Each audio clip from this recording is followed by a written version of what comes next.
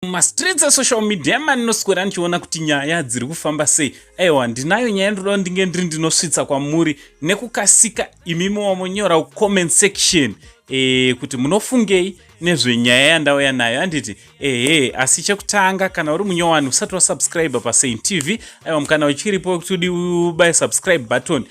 Izvi zvinoitwa for free, mahara. Mahara.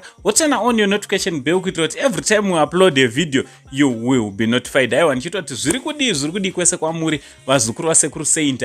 Ndichitwa kuti thanks very much for your unwavering support yamunoramba muchiti pano pachannel penyu basa richienda mberi. Nyaya yandauya nayo inyaya ya Greatman Teo events. Anditi nyaya iri kupisa streets, nyaya yanga ichishungurudza streets e social media. Ndo yandoda kuti ndinge ndinokuratidzai mapost aiswa na Greatman pamwe chete naTeo avo vari kuratidza kuti zvoni aiwa vazogara pasi vakanzwanana pakunetsana kwavanga vachiita. Anditi mapost achona ndiwawa muri kuona apa. Ndo maposta achona ndofunga muri ngozviona, zviverengerei zvataurwawo nevaviri ava. Anditi zviverengerei.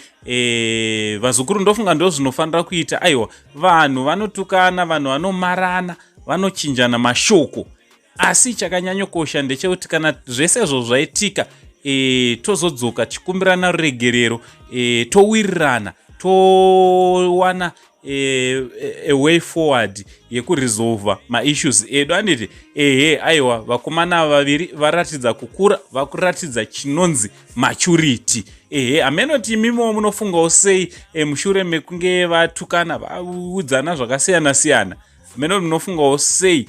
But inini ndinofunga kuti this is maturity. Ameno imimi munotenderwa kunge muri munonyora comment section kuti munofungei.